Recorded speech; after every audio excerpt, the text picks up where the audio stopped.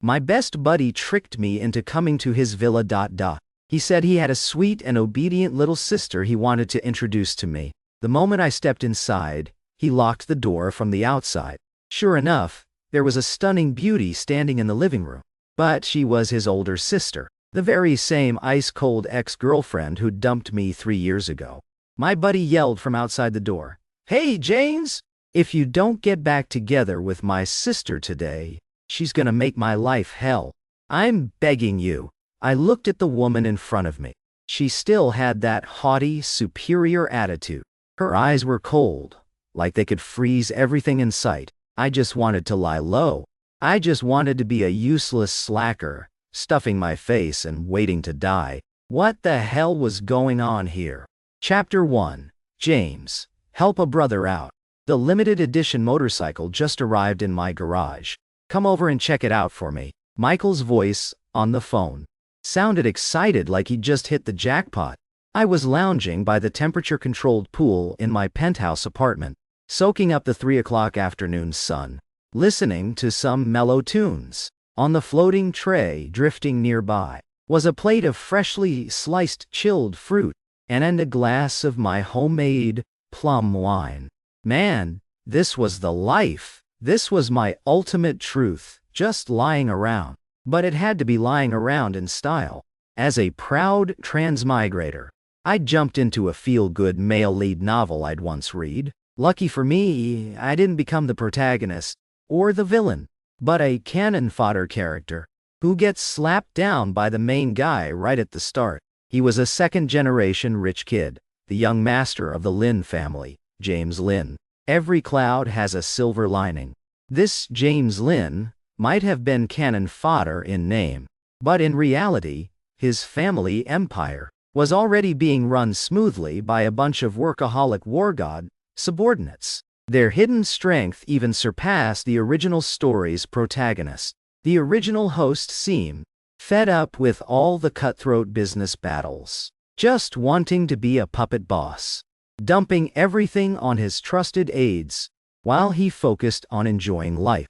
This role was tailor-made for me. After I arrived, I took the whole lying low thing to the extreme. No way.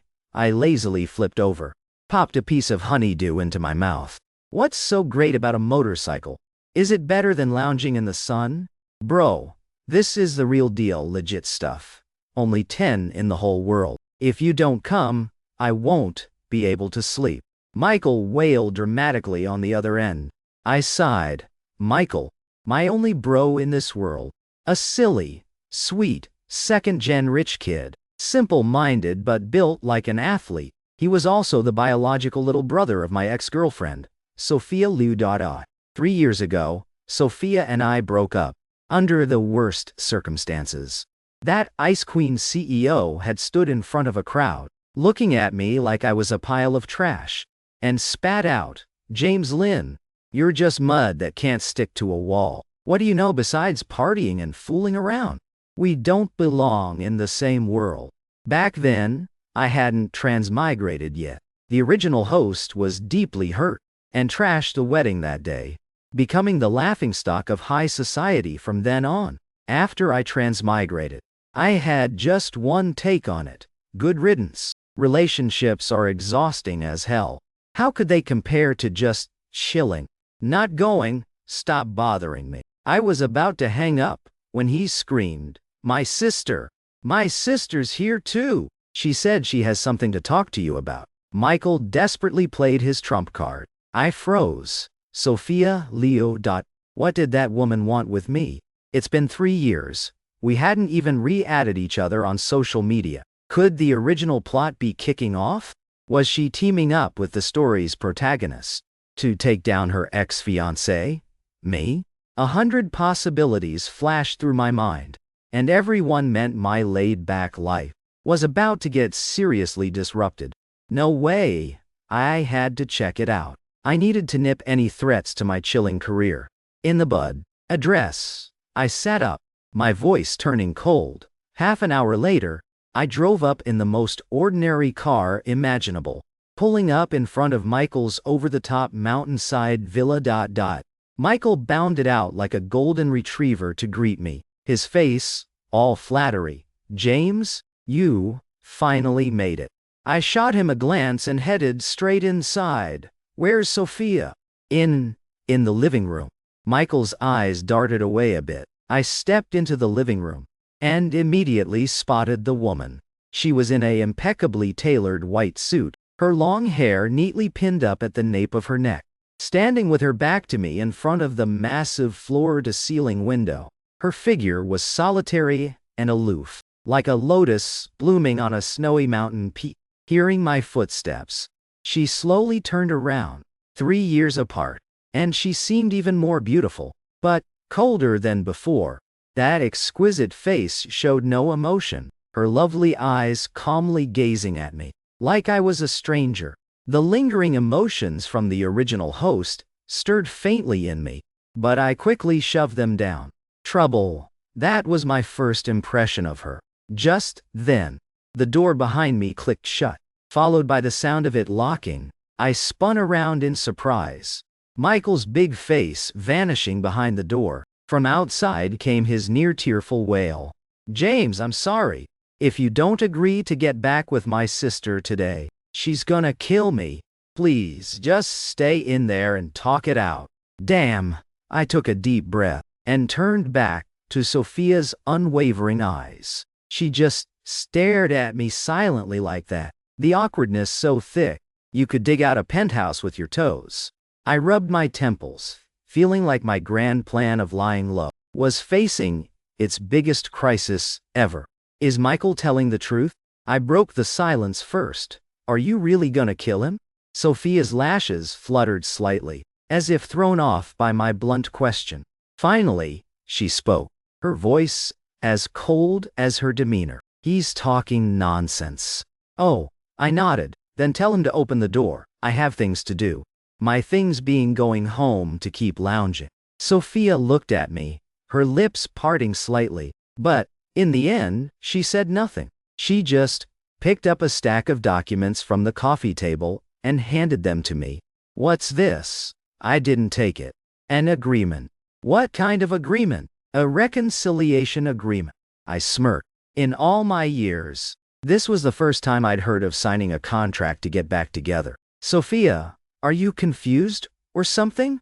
I curled my lip. 3 years ago, you said yourself we weren't from the same world. Now your brother tricks me here, locks the door and forces me to reconcile with you. You think this is fun? She looked at me, her eyes finally rippling with emotion. It was a complex feeling I couldn't quite read. Like pain, or maybe inner conflict. "James," she said softly, "about what happened 3 years ago, I'm sorry. I don't need your apology." I replied coldly, "I just want to leave." "You can't go." Her voice was soft, but carried an undeniable resolve. "Why not?" She was silent for a long time, so long I thought she wouldn't speak. Then she said something that made my brain short-circuit. "Because 3 years ago, it wasn't that I wanted to break up with you." She lowered her eyes, her long lashes casting shadows on her face. "Someone threatened my brother's life to force me away from you." Chapter 2. My mind went blank for a few seconds. What the hell? Threatening Michael's life to make her break up? What kind of soap opera plot was this? The original story didn't have this part. I stared at Sophia, trying to spot any sign of deception on her icy face. But there was none. Her eyes held only deep exhaustion and hidden pain. "Who?" I asked instinctively. "Someone you couldn't afford to mess with." Sophia avoided my gaze. "He was after me, and the Liu family business too. Back then She hesitated, as if choosing her words carefully. "I know," I finished for her.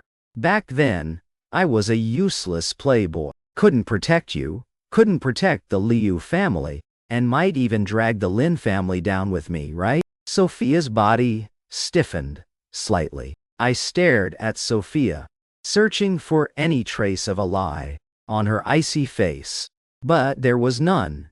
In her eyes, only exhaustion and deeply buried pain. "Who is it?" I asked instinctively. "Someone you couldn't afford to mess with." Sophia avoided my gaze. He targeted me, and the Liu family assets too. Back then, she paused, as if weighing her words. I know, I continued for her. Back then, I was just a useless playboy. Couldn't protect you, couldn't protect the Liu family, and might even drag the Lin family down with me, right? Sophia's body trembled, almost imperceptibly. She didn't deny it. That was the answer. She thought I was useless. So, to protect this useless guy, she chose to shoulder it all alone, using the breakup to push me away. I suddenly felt a bit amused. So, for the past 3 years, everyone in high society had mocked the original host as a pathetic simp who got dumped, while this Ice Queen CEO was actually playing out a tragic romance of self-sacrifice for love. Information asymmetry. Damn that cursed information gap, why? Where's that guy now? I asked her. He's done for. Sophia's voice held a mix of emotions. 6 months ago, his company went bankrupt overnight, and he vanished. No one knows who did it. I raised an eyebrow. 6 months ago? I think I remember now.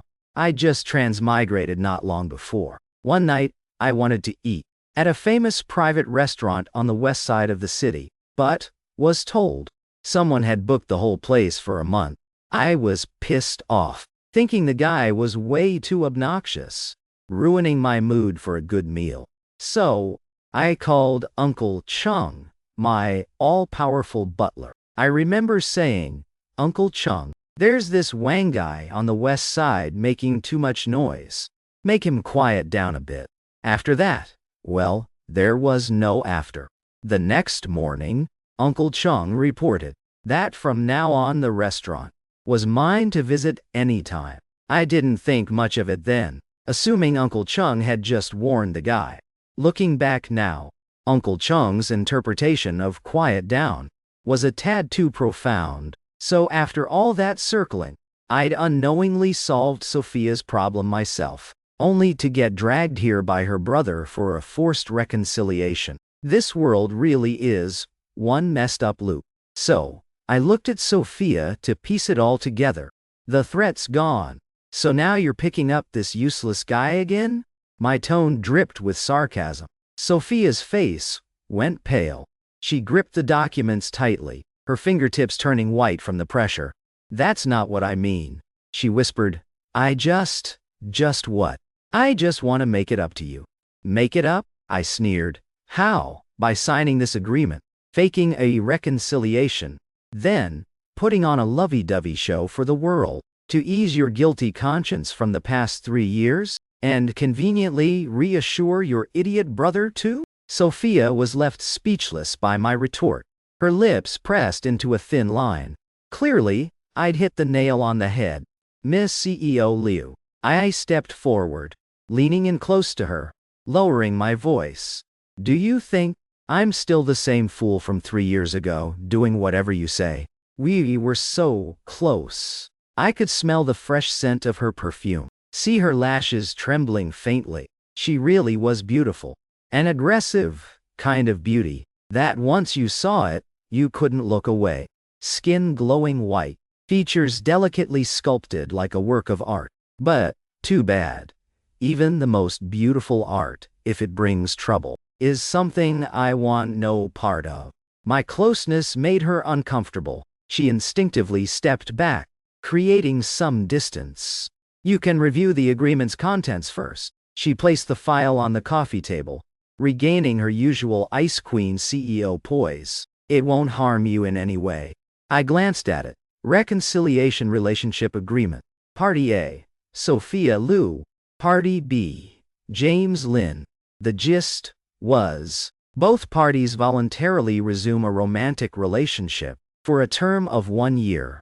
During this time, Party A must unconditionally fulfill all reasonable living and entertainment requests from Party B. All black cards, real estate, vehicles under Party A's name are available for Party B's use.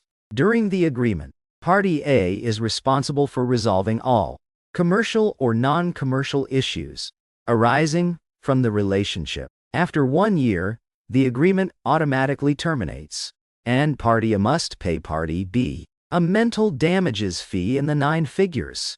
Reading it made my eye twitch. This wasn't a reconciliation agreement. This was straight up a sugar daddy contract.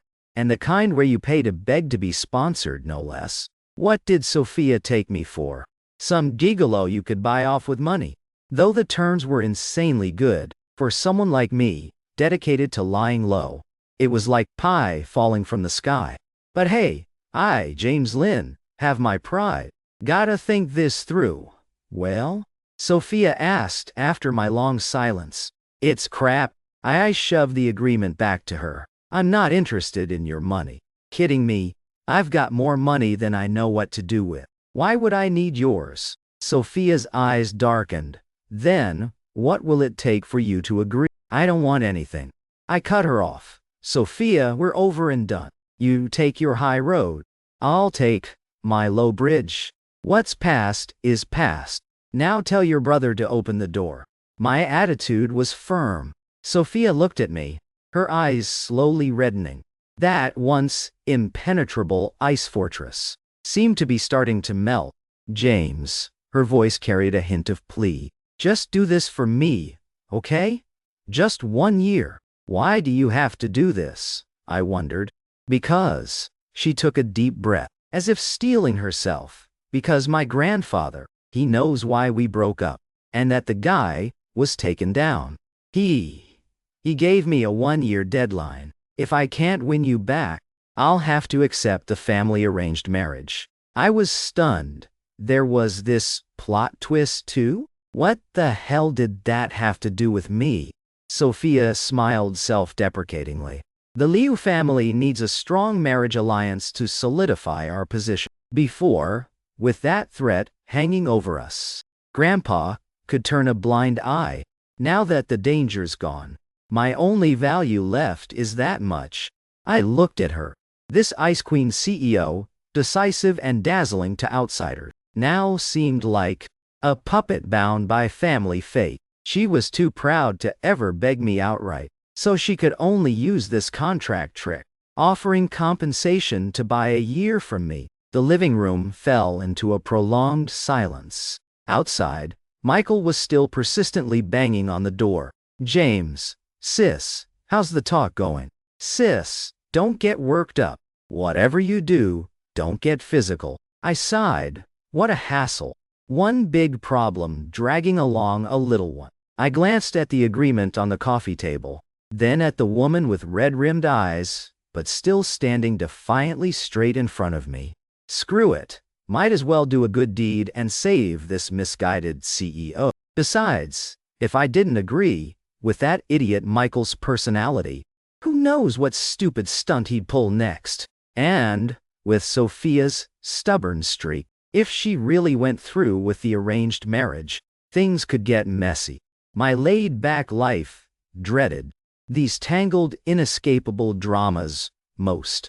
Better a short pain than a long one. Cut it quick and be done. I'll sign this agreement. I picked up the pen, and at Party B's spot, scrawled my name with a flourish. Sophia's body trembled slightly. She looked at me in disbelief. I tossed the agreement back to her, calmly saying, "But the terms need changing." I picked up the pen and struck out all the monetary compensation clauses. With that airheaded Michael, who knows what life-ruining stunt he'd pull? And Sophia's so stubborn like this.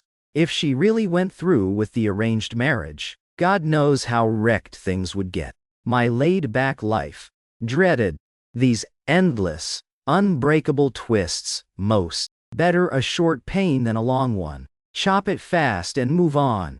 This agreement, I'll sign.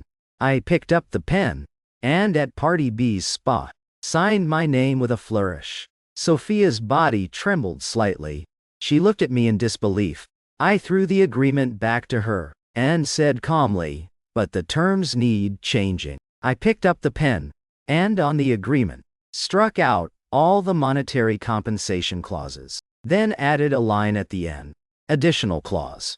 During the agreement period, Party A must not use any reason to interfere with Party B's grand plan of lying low Done writing, I tossed the pen. That's it. 1 year from now, we owe each other nothing. Sophia stared at that line for a long time, then looked up at me, and for the first time in those beautiful eyes, appeared a sparkling light.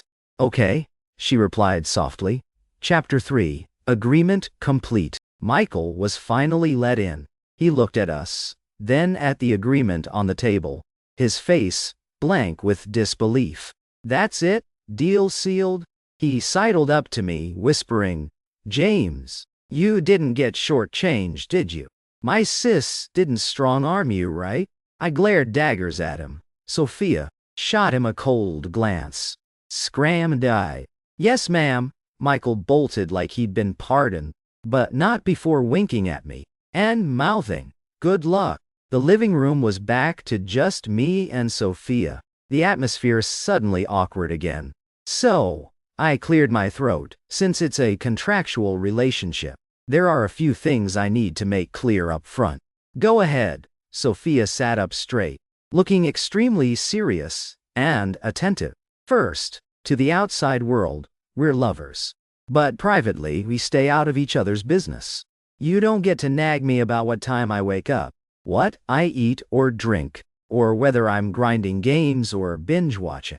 Fine. Second, without my permission, no dropping by my place unannounced. Call if there's something. Fine. She paused for a second, but still nodded in agreement. Third, and most important, I looked at her seriously. Don't even think about reforming me. I am a useless slacker, and I like being that way. Don't expect me to turn into some elite career type you want. Sophia was quiet. She gazed at me calmly, her eyes deep, like a still lake. After a long while, she nodded softly. I promise. Good. Rules are set. Woo. Nothing else. I'm out of here. I stood up, ready to bolt. Wait, Sophia called after me. What now? I turned back impatiently. Per the agreement, we need to fulfill some couple obligations. She pulled out her phone and opened a memo. For example, at least one shared meal a week, watching a movie together. Plus, to deal with Grandpa, you might need to move in here with me. I refuse.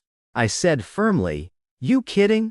Living with an ice block like this, my heating bill would skyrocket compared to normal. It's just sharing a villa. Sophia seemed to have anticipated my reaction and explained calmly, this villa is huge, divided into main and guest wings. You can stay in the guest wing. We won't run into each other. But, publicly, you need to act like we're cohabiting. She paused and added, the guest wing has its own butler, kitchen, and full entertainment setup. It won't bother you at all. I eyed her suspiciously. It did sound pretty decent. Spacious than my penthouse. More freedom to move around. Most importantly, full service with meals delivered. My lying low career might level up. Let me think about it. I started to soften. Sophia seemed to breathe a sigh of relief too. One more thing. She said, there's a charity gala tomorrow night. Grandpa will be there. I hope you can be my date and appear with me. This was her real goal. The first performance in front of the old man. Got it. I waved it off. Send me the address and time. Don't prep any clothes for me. I've got my own. I didn't want to wear those pricey elite suits. With her questionable taste. With that, I left the Liu Villa without looking back. As soon as I got back to my apartment, I flopped onto the soft sofa and let out a long breath. Annoying, way too annoying. For the sake of peace in the coming year, I'd gone and signed a sellout contract like this. I picked up my phone to call Uncle Chung, tell him to pack some daily essentials, and move them to the Liu guest wing. Just as I unlocked the screen, a hot news push popped up. Shocking. Starlight Group CEO, Sophia Liu, suspected of rekindling with ex-fiancé, Lin Group heir, James Lin. The two spotted alone in a room for hours. Below was a blurry paparazzi shot of me driving into the Liu Villa. These tabloid hounds worked way too fast. I clicked to see the comments below. Sure enough, a storm of drama and mockery. El Mayo, that useless James Lynn, thinks he can graze old grass. Queen Lou would never stoop to him. Upstairs, don't spout nonsense. Maybe CEO Liu's tired of elite guys and wants a change of pace. Like keeping a puppy boy slacker edition. James Lynn's got nothing going for him but his looks and family money. What makes him worthy of our CEO Lou? Grabbing popcorn for the breakup. Bet it's within a month. I just chuckled. Trash me. Keep trashing. The more you bash, the better. The more you think I'm useless, the more peaceful my laid-back life stays. I closed the news and dialed Uncle Chung. Uncle Chung, help me with something. Young master, just say the word. On the other end, Uncle Chung's voice was as steady and respectful as ever. Help me check if lately this company called Starlight Group has had stock that's a bit too stable. Uncle Chung paused, probably not following my train of thought. Young master's meaning is nothing specific. I yawned. I just see too much news about their company. It's a bit noisy. Handle it as you see fit. Yes, young master, I understand. Uncle Chung's efficiency was always impressive. Barely 10 minutes after hanging up, my phone buzzed non-stop. An urgent financial alert. Breaking. Starlight Group suddenly hit by unidentified short selling. Stock crashes in 10 minutes of trading. Down over 30%. I raised an eyebrow. Seems Uncle Chung took the word noisy pretty seriously. But hold on. Why does Starlight Group sound so familiar? I bolted up from the sofa. Damn, isn't Starlight Sophia Liu's company? Chapter 4. I stared at the news on my phone, falling into a long silence. Holy crap, what the hell did I just do? I told Uncle Chung to nuke a company, and that company turned out to be my contract girlfriend's. Now, what do you call this? Hoist by my own petard? I could already picture Sophia's icy face, turning black as the bottom of a pot dole. The reconciliation contract signed less than 3 hours ago, and because of one word from me, it was about to implode completely. Just then my phone vibrated like crazy. It was Sophia, calling. My scalp tingled. After hesitating, I finally answered, "Hello? James!" Her voice on the other end lost its cool composure, full of urgency and suppressed anger. "Where are you?" "At home," I replied guiltily. "Did you do something?" she demanded. "Do what?" "I've been lounging at home the whole time. I started channeling my acting skills." "Yeah." I knew nothing. I was just an innocent slacker lying low. The other end went quiet for a moment. Sophia's voice came back, but the tone had shifted, carrying deep fatigue and a touch of regret. "Sorry, I shouldn't have suspected you," she said. "This has nothing to do with you. It's an issue on the company's side. You don't worry about it. I'll handle it myself." I was stunned. She was actually apologizing to me? Didn't she see me as some jinx, bringing her bad luck? I replied flatly. "Well, good luck then." "Yeah." Sophia's voice sounded like a bitter laugh. "Don't worry, tomorrow's gala won't be canceled. Even if the company goes bankrupt, I'll be there on time." With that, she hung up. Hearing the beeps, I zoned out a bit. Was this woman's brain wired differently? Her company's about to get wiped out because of me, and she's still thinking about our agreement? I tousled my hair, feeling things spiraling out of control. My original goal was just to shut up those gossip sites. Who knew Uncle Chung would go so hard, solving it from the root, by nuking the rumored main character's company too? Now we're in for it. Sophia's over there in a tangle, and I won't get any peace here either. I paced the room irritably twice. No, I couldn't let Starlight Group collapse like this. Not because I felt bad for Sophia. Mainly, If her company went under, she'd pour everything into rebuilding. And then, she'd have no time to bother with me. Then, her dictatorial grandpa would surely drag her back for the family marriage. Once she went through with it, that idiot Michael would definitely come bug me again. My lying low empire would still get seriously disturbed. So for me to lie low in peace, I had to save Starlight Group. With that in mind, I called Uncle Chung again. Uncle Chung, young master, what's your command? That Starlight Group. I cleared my throat awkwardly. Hold off on letting it crash. Uncle Chung, on the other end, clearly froze. Young master, but the short-selling plan's already in motion. Pulling back now means big losses on our side. Losses are losses, I said nonchalantly. Plus, help me with one more thing. Young master, name it. Use some not-so-kosher methods to pull Starlight stock back up for me. Not just back up. Make it higher than before. Keep it clean. Don't let anyone trace it to us. Uncle Chung was silent even longer this time. I could almost picture his furrowed brow on the other end, trying to decode the deeper meaning in my flip-flopping orders. Young master, Uncle Chung's tone turned gravely serious. I get it now. You're playing the retreat to advance's game, provoking and dominating, to show Miss Liu the Lin family's true power, while granting her a massive favor, making her utterly devoted to you. I don't, that's not it. Uncle, don't make stuff up. I just want to lie low in peace. Young master, this move of yours is brilliant. Uncle Chung's voice brimmed with admiration. It looks impulsive on the surface, but it's laced with deadly strategy, calculated step by step. First, crush her into despair.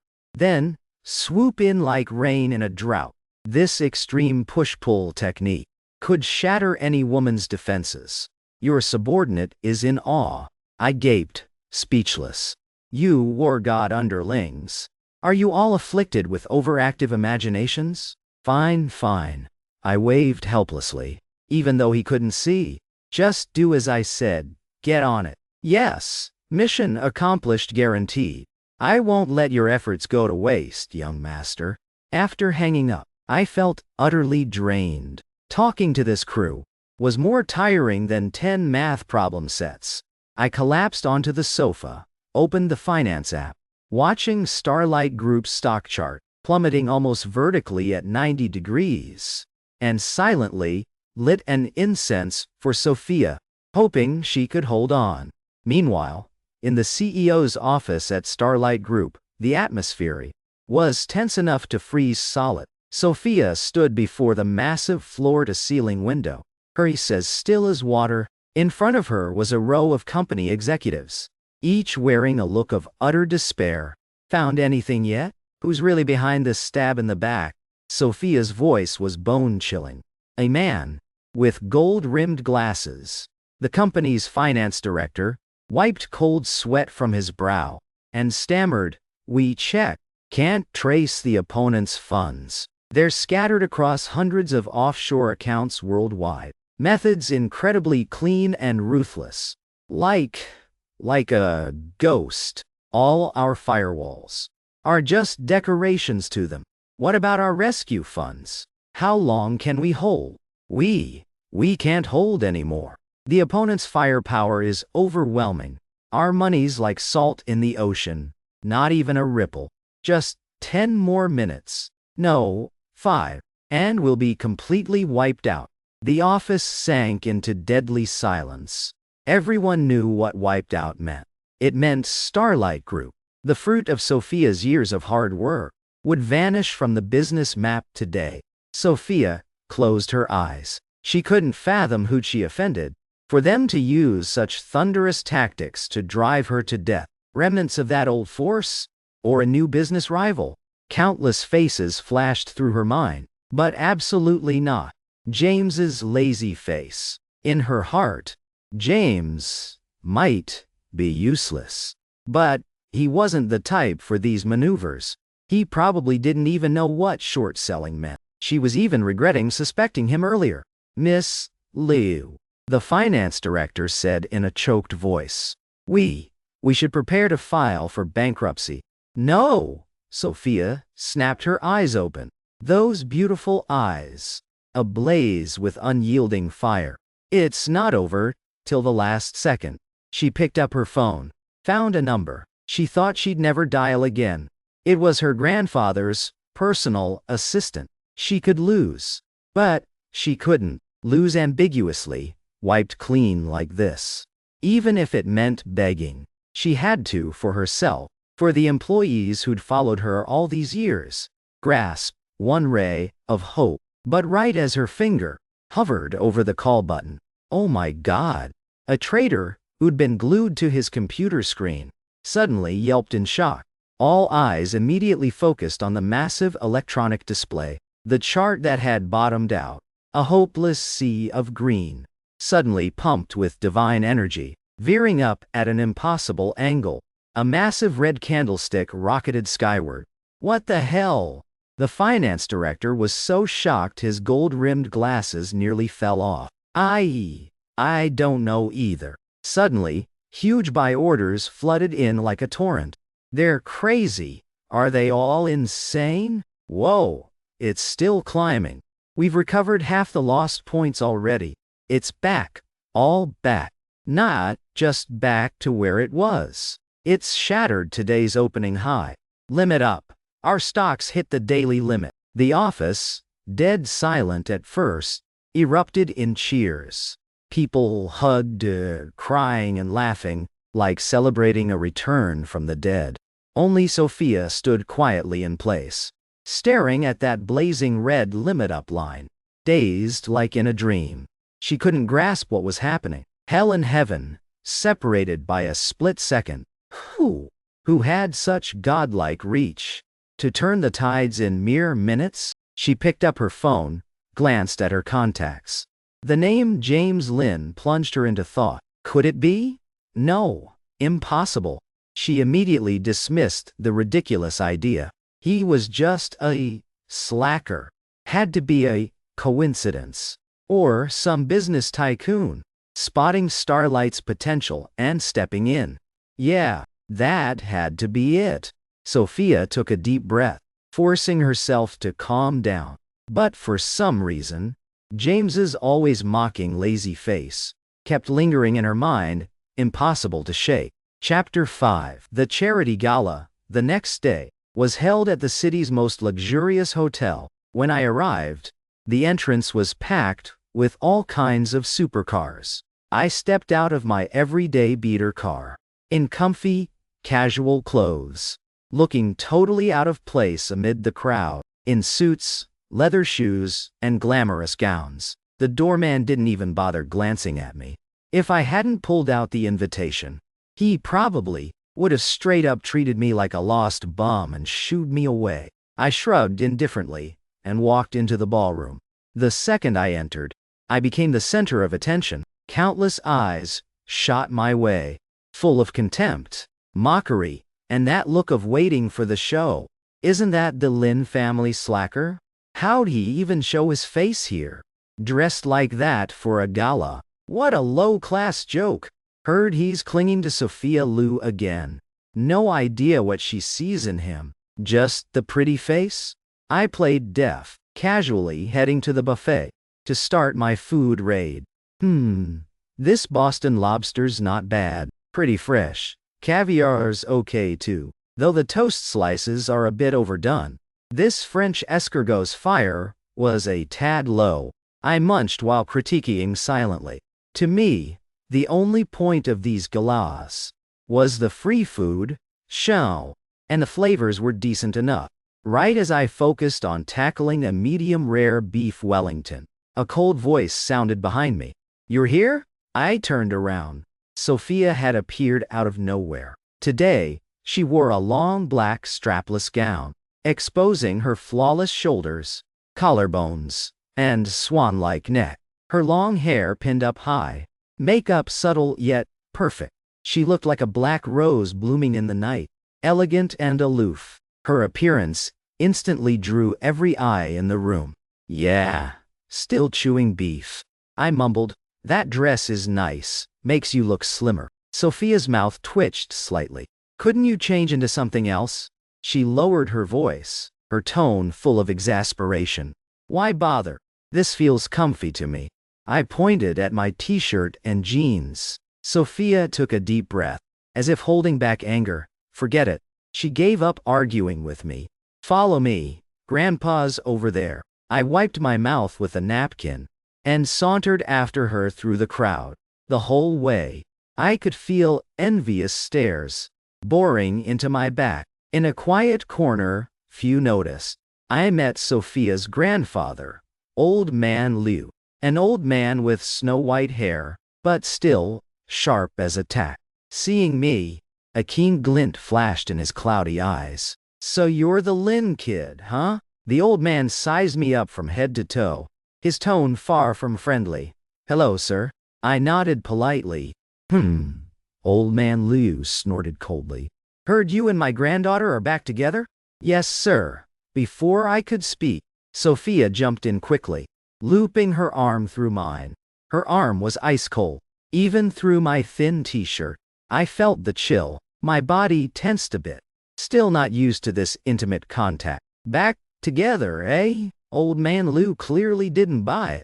Don't count on it yet. Lin kid, let me tell you, the girls of the Liu family aren't for spoiled playboys like you to toy with. If you dare mistreat Sophia, I'll be the first to make you pay. The old man's voice wasn't loud, but it carried an aura, the authority of someone in power for years. Before I could respond, Sophia frowned. Grandpa, what are you saying? James treats me great. Great? Where's he great? Old Man Liu glared and barked. Look at his sloppy, carefree getup. What about him is worthy of you? Yesterday, Starlight had that huge crisis. Where was he? Did he help you at all? Sophia's face went pale. She couldn't say a word. Yesterday, she'd been in total chaos. And James really had just lounged at home. She didn't blame him. But in front of Grandpa, it was a weak spot hard to defend. Seeing Sophia choke silent, I sighed inwardly. Annoying. I hated these family drama soaps most. Sir, I finally spoke up. My voice wasn't loud, but it silenced the space around us instantly. You're right. Yesterday, when Starlight was in trouble, I really did nothing. Old Man Liu sneered coldly. At least you have some self-awareness. But I shifted tone, looking at Sophia, with a secretive smile curling my lips. What if I said, the reason Starlight came back from the brink was precisely because I did nothing? Those words dropped, and the room buzzed. Sophia looked up at me in shock, her beautiful eyes wide with astonishment. Old Man Liu froze, then snapped, You brat! What nonsense are you spouting? Who do you think you are? Some stock market saint? I'm no stock saint, sir. I replied lazily. I just got lucky. I pulled out my phone, opened an email I'd gotten last night, and held it out to Old Man Liu. It was an investment intent from Goldman Sachs, one of the world's biggest investment banks. The email was super concise. Goldman Sachs Group highly values Starlight Group's future growth and has decided to make a strategic investment. First tranche, $10 billion US, with future support for Starlight's international expansion. At the bottom was a handwritten note. Dear Mr. James Lin, this is a small meet and greet gift we've prepared for you. Hope you like it. Looking forward to working with you. Below was the fresh signature of the Goldman Sachs chairman for Asia Pacific. Old Man Liu stared at that email, his eyes bulging wider, his breathing growing ragged. Having spent a lifetime wheeling and dealing in business, how could he not recognize the signature of the Goldman Sachs chairman? He certainly couldn't be unaware of what this investment intent letter meant. It meant that Starlight Group wasn't just surviving, it was about to soar, becoming a true international giant. And all of this had somehow somehow been brought about by the useless guy he'd looked down on all this time. This can't be, Old Man Lou muttered, his hands starting to tremble. Nothing's impossible. I pocketed my phone and said casually, I told you, it was just luck. A few days ago, I casually met some friends from Goldman Sachs. I mentioned my girlfriend's company in passing, and who knew they'd take it to heart? I said it lightly, as if recounting some trivial nothing. But, to Sophia Lou and Old Man Lou's ears, it hit like a bolt from the blue. Befriending Goldman Sachs folks, and just mentioning in passing, gets you a $10 billion investment. You call that luck? That's God-level maneuvering, plain and simple. Sophia stared at me blankly, her usually sharp and rational mind completely stalled, unable to process a thing. She'd assumed yesterday's epic comeback was the work of some anonymous business tycoon. She never dreamed that tycoon was the man she'd always seen as a useless slacker needing her protection. No, not protection. The man she'd tried to sponsor with a contract. In that moment, her face burned hot, like she'd been slapped. Turns out, the one needing protection all along had never been him. It was her, the arrogant one. Chapter 6. Leaving Old Man Liu's spot. Sophia Liu remained in a dazed, out-of-body state. She clung tightly to my arm, her grip unconsciously firm, as if afraid I'd vanish if she let go even a little. She tried to speak several times but couldn't find the words. Knowing she wanted to ask about Goldman Sachs, I just laid it out plain. She nodded slightly. There's nothing to ask, really. I started spinning my yarn. Back when I was abroad partying, I just bumped into them at a bar. We had a few drinks, hit it off. So we exchanged numbers. That's it. Just that simple. Sophia's voice was full of disbelief. What else? I shot back. You think it's more complicated? Sophia fell silent, just standing there staring at me, her eyes a whirlwind of complexity, shock, doubt, curiosity, and even a hint of admiration. Her stare made me squirm a bit. All right, cut it out with that look. I pulled my arm free. I'm just a lucky slacker.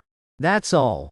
Don't forget our agreement. My words were like a bucket of cold water, extinguishing the spark that had just ignited in her eyes. She lowered her gaze and whispered, I haven't forgotten. The atmosphere sank back into awkward silence. Just then, a voice dripping with sarcasm cut in. Oh, isn't that CEO Lou? It was a guy with a powdered face, wineglass in hand, approaching. He eyed me rudely from head to toe, brimming with contempt. If I'm not mistaken, this is the young master of the Lin family, right? The one CEO Luwu kicked to the curb 3 years ago. The guy's name was Alex Zhao, a nouveau riche kid, riding his family's coattails. He always had a thing for Sophia Liu, but got shot down hard a few times, breeding resentment. In the original story, he was just a minor villain, later dealt with by the protagonist in one go. Sophia's face turned cold instantly. Alex Zhao, watch your mouth. What? Hey, don't get mad, CEO Liu. Alex Zhao grinned sleazily. I'm just curious, that's all. Look, you didn't choose a top-notch suitor like me. Why keep tangling with this useless type? Or after smooth sailing these years, you want to try lugging around a flower vase? His cronies nearby burst into laughter too. Boss is right, CEO Liu. This pretty boy has nothing but looks. Can he help you negotiate deals? Can he make you money? Fine for a fling. But bringing him to places like this, aren't you lowering your own class? I stood beside her, expression blank. Watching these clowns prance, I had only one thought. Too noisy. Sophia trembled with rage, about to explode, when I stopped her. I stepped forward, shielding her, looked at Alex Zhao and lazily said, You done talking? What? This slacker wants to show off too? Alex Zhao sneered at me. No, I shook my head. I just want to confirm one thing. Do you really have a death wish? My voice was soft, but Alex Zhao's smile froze on his lips. He saw something in my eyes he'd never encountered before. It wasn't anger or danger, but the pure indifference of someone on high, like a god looking down at a noisy ant. What do you mean? Alex Zhao tried to act tough, but inside he was wavering. Nothing at all. I picked at my ear and turned to Sophia. It's too noisy here. Let's go somewhere else. Sophia nodded blankly, letting me take her wrist and lead her out of the hall. Behind us, Alex Zhao watched our backs, his face alternating pale and flushed. Damn it, a slacker. Daring to act big in front of me? Just wait. He ground his teeth. Sophia and I headed up to the hotel's rooftop garden. The night breeze carried a chill. Thanks, Sophia said softly. For what? For bailing me out just now. Oh, I replied indifferently. I wasn't helping you. I just found the guy annoying to look at. Sophia seemed used to my rule-breaking way of talking by now. James, she hesitated for a moment, before finally asking. Who are you, really? She'd been holding back this question all evening. From the shocking stock rebound at Starlight, to the $10 billion Goldman investment, and the presence I showed facing Alex Zhao earlier, everything I'd revealed had completely upended her view of me over the past 3 years. That spoiled playboy who knew only fun and was good for nothing seemed like just a fake shadow. The man before her, lazy and sharp-tongued though he was, seemed to know everything, capable of anything, radiating mystery. I smiled faintly, leaning on the railing, gazing at the distant night view. I'm just a slacker who wants to lie low, that's all. I don't believe it. Sophia shook her head. Believe what you want. I shrugged. Our agreement's only for a year anyway. After that, you go back to being your Ice Queen CEO. I'll go back to being my slacker self. We stay out of each other's way. Hearing this, Sophia's eyes darkened once more. She was silent for a long time. So long I thought she wouldn't speak. Then suddenly she stepped forward, stood on tiptoe, and a cool, soft sensation suddenly pressed against my lips. My whole body froze like stone. My mind blanked. What? What the hell? Forced kiss? Sophia's kiss was clumsy, with a slight tremble, like an elf accidentally fallen to earth, tentatively testing something new. But, in an instant, she pulled away, stepping back. Her cheeks flushed pink, but her eyes stayed resolute on me. James. She bit out each word. I won't give up, no matter who you are. Within this year, I'll make you choose to stay by my side. With that, she turned, stomping off in her high heels without looking back, leaving me standing dazed in the night wind. I touched my lip, as if still lingering with her pure scent. Damn, is this girl crazy? I told her it's a contract relationship. Why add plot twists on her own? My grand plan of lying low seems to be derailing more and more. Chapter 7. Ever since that rooftop kiss that night, Sophia Liu was like a changed person. She was no longer the cold iceberg. Well, to outsiders, she still was. But in front of me, that ice was clearly starting to melt. She began learning to be a girlfriend in an adorably naive way, like texting every morning, "Good morning," even though I'd lazily reply with a single, "Yeah," around noon. She'd have people deliver the freshest ingredients daily to the guest wing where I stayed, though I never used them. I already had top chefs sent by Uncle Chung. She even bought a pile of beginner gaming consoles, saying it builds affection, and placed them in the living room, hoping I'd play with her, though they're still gathering dust. But what gave me the biggest headache was her starting frequent check-ins. Manhwa. Not the controlling kind, but, like, what are you up to? I just finished a set of bench presses in my private gym, sweat dripping, when I got her text. Gym. I casually replied with 2 words. A minute later, the gym door swung open. Sophia, in her elegant office attire, clicking in on high heels, appeared at the door. Seeing me shirtless, sweat trailing down my toned abs, her eyes clearly paused. Her cheeks quickly flushed with a suspicious pink. Why aren't you wearing a shirt? She stammered. I rolled my eyes. Sis, I'm working out, not in a meeting. Why wear more? Oh. Her gaze averted, not daring to look straight at me, but her eyes kept unconsciously glancing at my V-line. I watched, inwardly chuckling.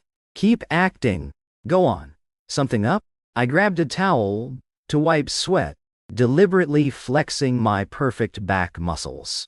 Right in front of her. Sure enough, I heard her suck in a sharp breath.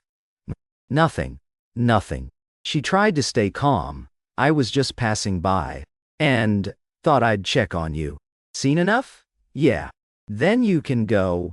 Don't interrupt my workout. I started shooing her out. Sophia stood still. She hesitated, then stepped toward me and reached out. I eyed her warily. What now? I'll wipe your sweat for you. Her voice was mosquito soft. Before I could react, she snatched the towel from my hand and started dabbing haphazardly at my chest and abs. Her movements were awkward.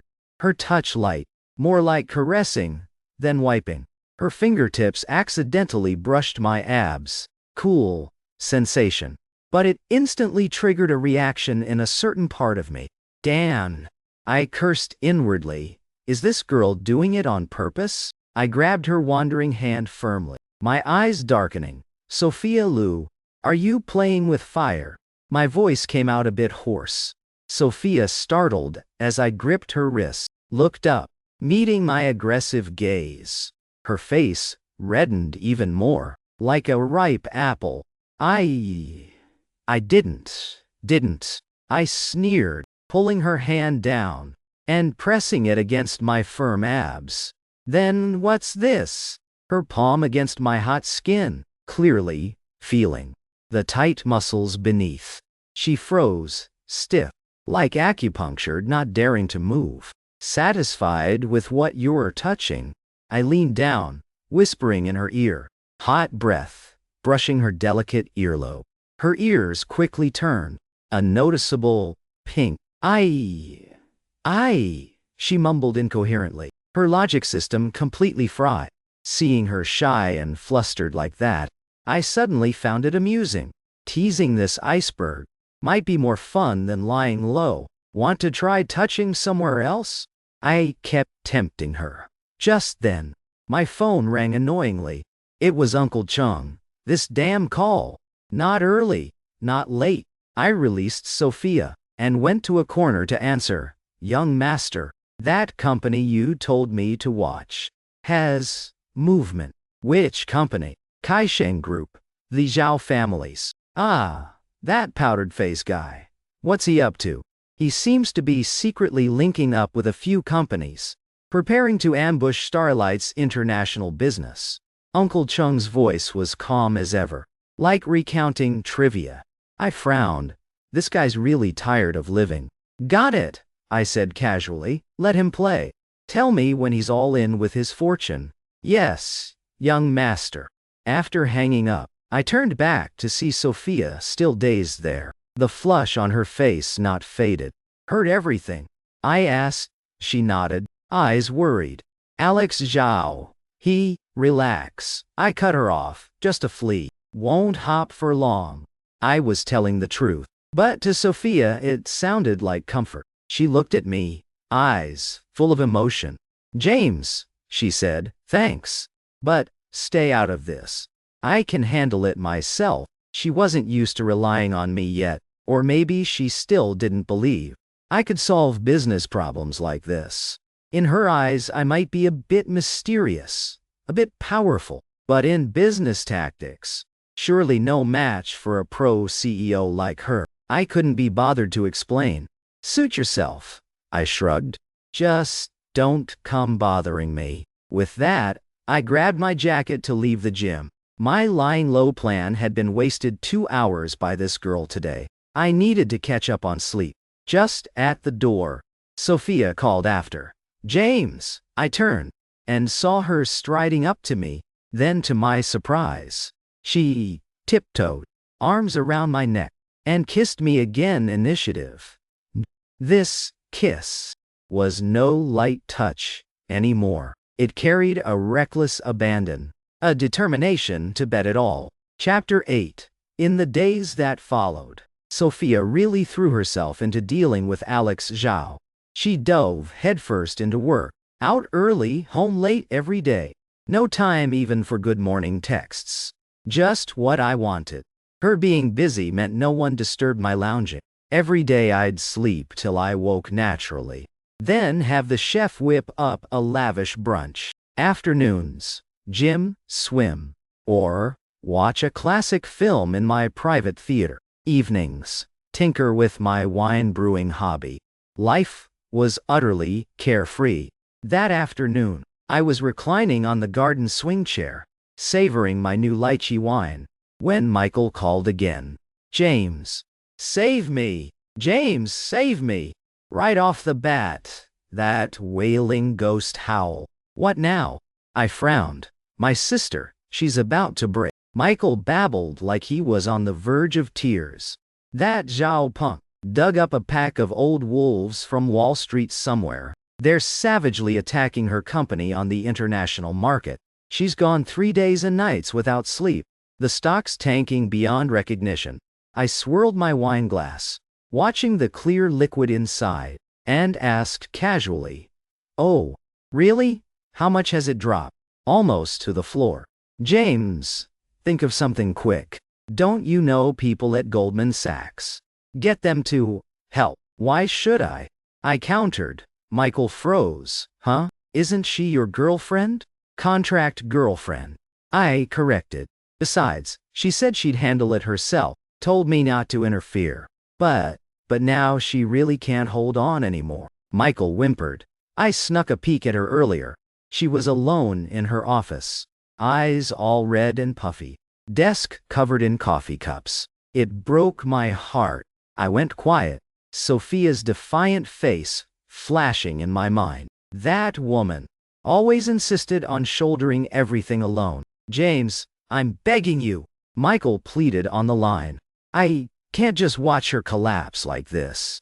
If you don't step in, I'll jump off my building right in front of you." "That trick again," I sighed.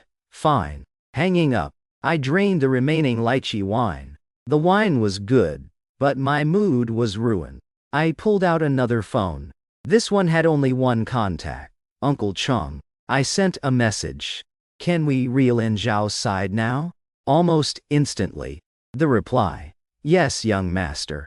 I set the phone down, lay back on the swing and closed my eyes. Annoying. Why do these blind idiots keep disrupting my laid-back life? In Starlight Group's International Business Department, the atmosphere was frozen in silence.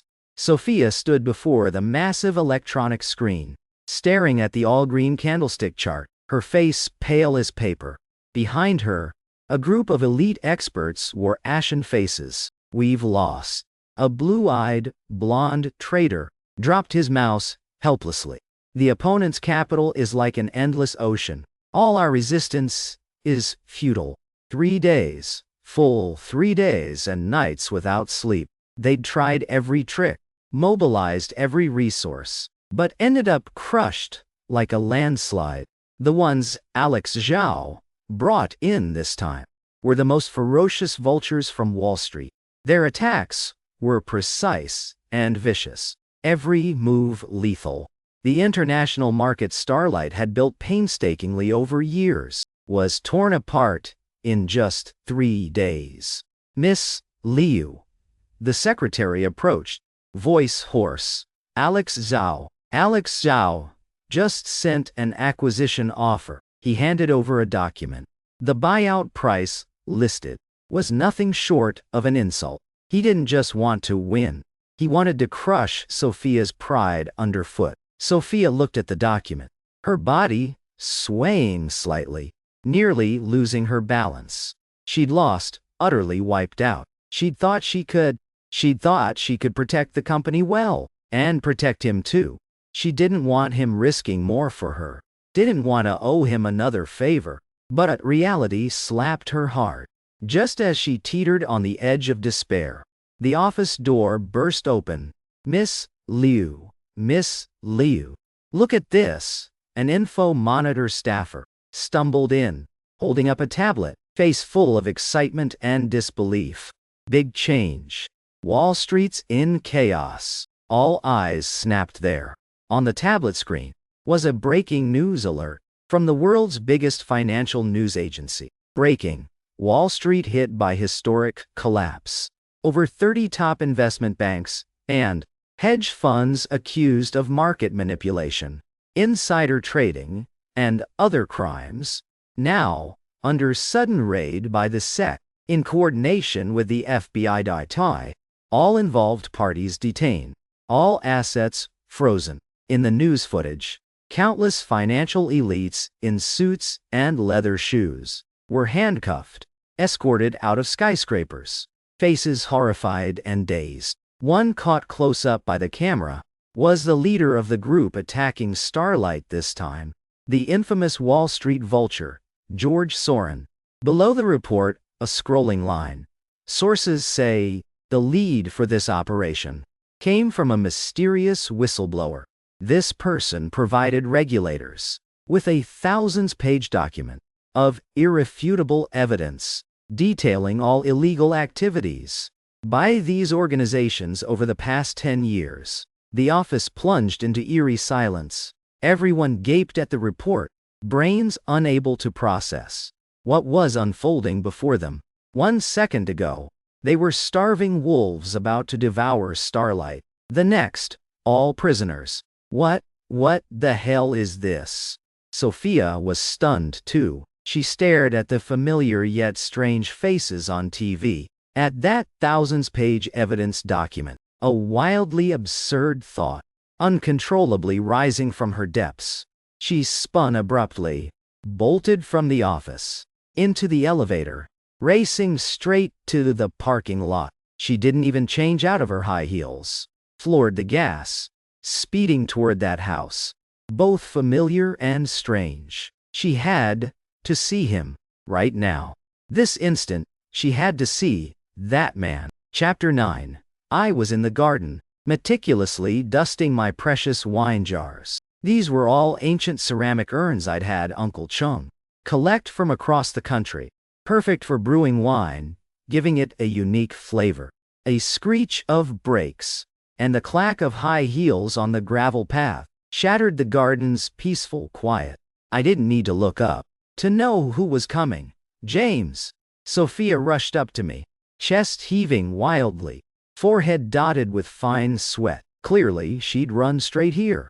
She looked at me, those usually cool eyes, now overflowing with emotion, stunned mixed with doubt, and a blazing light I'd never seen before.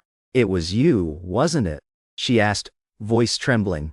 The Wall Street thing, you did it, right? I set down the cloth and looked up at her lazily. If yes, then what? If no, then what? You admitted it, as if getting solid confirmation. Her whole body shook with emotion. I knew it was you. Who else could it be? Yeah, I replied indifferently, and went back to dusting my jar. My reaction clearly threw her off. She'd imagined 1,000 confrontation scenarios, thinking I'd deny, cover up, or like before, chalk it all up to luck casually. But she never expected I'd admit it so straightforwardly and calmly, as if toppling half of Wall Street was to me just like dusting a jar. A trivial nothing. Why? She stepped forward, grabbing my wrist. Why did you do it? Aren't you annoying? I frowned and shook off her hand. I told you. I found them ugly and noisy. Sophia was stunned. Exactly, I said matter-of-factly. They harassed you into 3 sleepless days and nights. If you don't sleep, your idiot brother comes bugging me. If he bugs me, I can't lie low comfortably. So bottom line, they were too noisy. Logic with no holes. Sophia, hearing my words, was completely dazed. She stood frozen, staring at me, for a long, long time. Then, she smiled. It was the first time I'd seen her truly smile, not the polite social kind, not the bitter self-mocking one, but a radiant smile from the heart, warm as sunlight. The iceberg melted completely in that moment. She laughed through tears, crying and smiling at once, looking like a fool. She weirded me out a bit. What's wrong now? Gone crazy? She didn't answer, just stepped forward and hugged me tight, her head buried deep in my chest, hot tears soaking my t-shirt. James, she sobbed, you're such a jerk. Where am I a jerk? Why didn't you tell me sooner? Her voice carried sobs. Why let me act like a fool, thinking I was right to protect you? When did I ask you to protect me? I rolled my eyes. You were just overacting on your own. She was left speechless by me, her crying stopping abruptly. She looked up, tear-filled eyes on me, then suddenly bit my lip hard. Ouch, I hissed. You born in the year of the dog or what? She ignored it, using those red eyes to stare right at me. James, she bit out each word. So, clearly, our agreement is officially trash from now on. What do you mean? My heart skipped a beat. This woman wasn't planning to bail on the deal, was she? I mean, her mouth curled into a sly smile I'd never seen before. From today, I'm officially pursuing you. Not as a contract girlfriend, not faking a reconciliation. She tiptoed, whispering in my ear, in a tone like a vow. I want you, James, to be my real and only man. I'll make you willingly love me. With that, she kissed me again, this time not probing, not declaring war, but full of possession and conquest. I felt my grand, lying low plan had officially gone bankrupt in this moment. Chapter 10. Sophia really started pursuing me, and in a big world-knowing way. The first thing she did was call a globally live-streamed press conference. The theme was to clarify Starlight's recent storms and announce future plans. I had zero interest originally, but that punk Michael dragged me out of bed, plunked me right at the press site, dead center in the front row. James, this is my sister's home turf. You gotta be here to hold the fort. His face was all excitement. I yawned repeatedly while watching the woman shining brilliantly on stage. Today, Sophia wore a red suit, stunningly vibrant and exuding CEO aura. She used the sharpness required to declare the international market storm settled while announcing deep strategic partnership with Goldman Sachs. Below, reporters snapped photos like mad. In the conda, a tactless reporter suddenly spoke. CEO Lou, rumors say, you and Mr. James Lin of Lin Group are back together. Is that true? What do you think of Mr. Lin's Capital's top slacker title? One bow. The question dropped, and the hall went dead silent. All eyes turned to me at once. I didn't even lift an eyelid, my mind busy thinking which restaurant to hit after this press con. Michael next to me fumed red. If I hadn't held him back, he'd have charged up and fist-fought the reporter. Sophia on stage, hearing the question, didn't get angry. Instead, she smiled. She looked at the reporter, then shifted her gaze to me. Those beautiful eyes, full of tenderness and affection. First, let me correct one point. Sophia held the mic, her clear voice echoing through the hall. James and I aren't reconciling. Below buzzed. Not reconciling? So, the rumors are false? Because, Sophia paused briefly, then emphasized, because I'm the one pursuing him. What? The hall exploded like a bomb hit. Everyone went nuts. Ice Queen CEO, Sophia Leah, personally admitting, she's chasing the cow, pursuing the capital's top slacker? What kind of earth-shaking drama was this? Reporters snapped so much. Their flashes nearly burned out. But Sophia kept dropping bombshells. As for the title you mentioned, she coldly glanced at the questioning reporter. In my eyes, it's utterly ridiculous. In this world, some are born on mountaintops. He's just too lazy to admire the view. That doesn't mean he lacks the ability to take in the whole landscape. He's the smartest man I've ever met, the strongest and the gentlest too. He's the light of my life, my hero, the only man Sophia Lu will ever choose in this lifetime. Anyone who dares use that ridiculous title to call him, Sophia's eyes turned razor sharp, is my enemy, Sophia Lu's, and the enemy of all of Starlight Group. With that, she set down the mica in the hall's dead silence and stepped off stage amid countless flashes. She walked straight to me before everyone's incredulous stares, bent down, cupped my face, and gave me a passionate kiss. The whole world in that moment seemed to become backdrop for us two. I could hear around us gasps of shock, small sharp screams, and Michael's stunned "holy crap" beside me, and me seeing the woman who'd faced the world for me right before my eyes. The high wall for my lying low goal in my heart seemed to crack open a gap. Chapter 11. After that press conference with the kiss of the century ended, I became totally famous. Sophia pursues James. James too lazy for the view.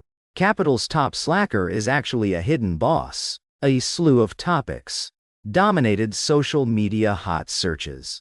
Netizens dug up my identity root and branch. But, besides being the sole heir of Lin Group, they found zilch. My life history was blank as paper, with just 4 big words: partying and fooling around. So, a new hot search was born.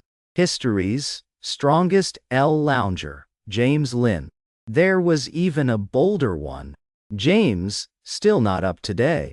The instigator of this topic was Starlight Group's official Weibo, because one day, Starlight's stock hit limit up out of nowhere.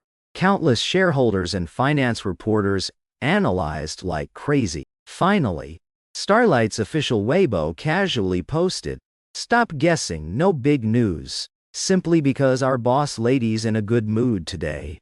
Because finally, before noon, she got our boss out of bed. James today, still not up. Fail."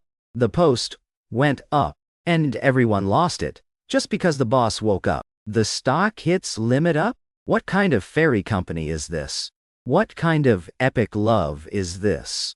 From that day, the hashtag #James, today, still no Udu, became a spiritual index. As long as I hadn't woken, Starlight's stock would blaze red.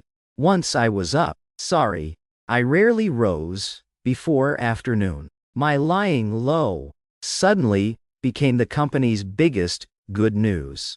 I was speechless, and my life turned chaotic because of Sophia's pursuit. She wasn't satisfied with the nearby guest wing anymore, and moved straight into my main house, under the pretty pretext of easier to care for your meals and sleep. Nyande. So, every morning, she'd use all sorts of ways to wake me.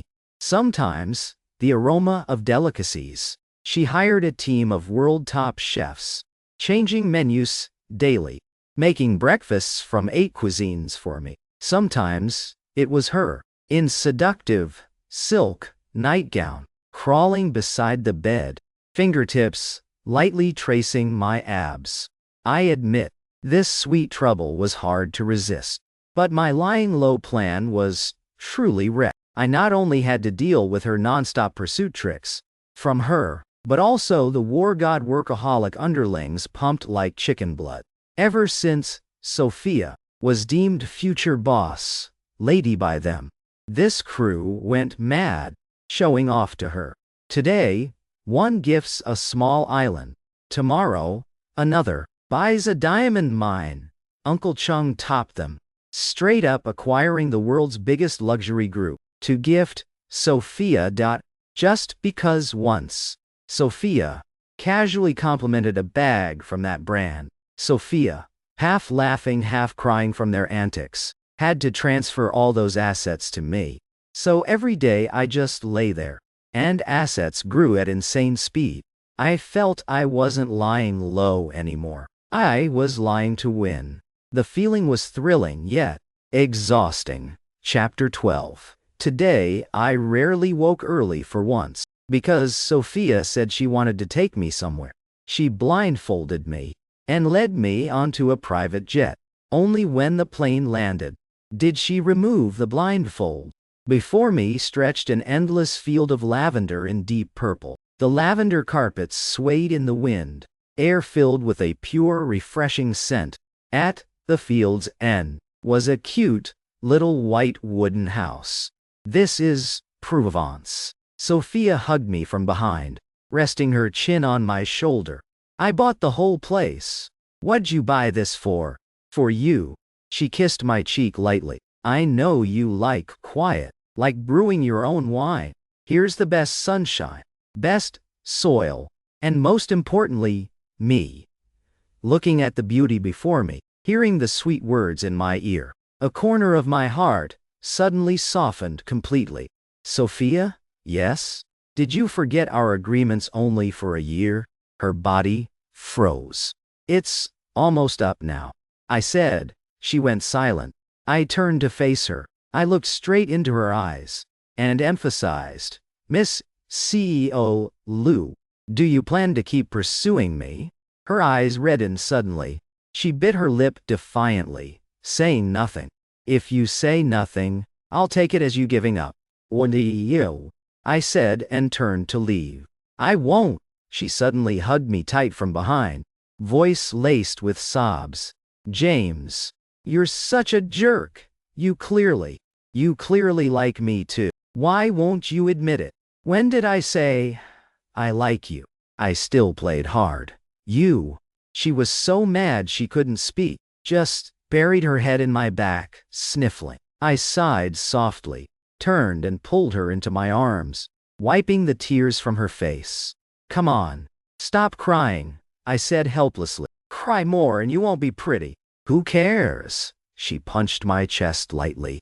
No force at all. I lowered my head, kissing her lips deeply. This kiss was long, incredibly tender. After a while, our lips parted.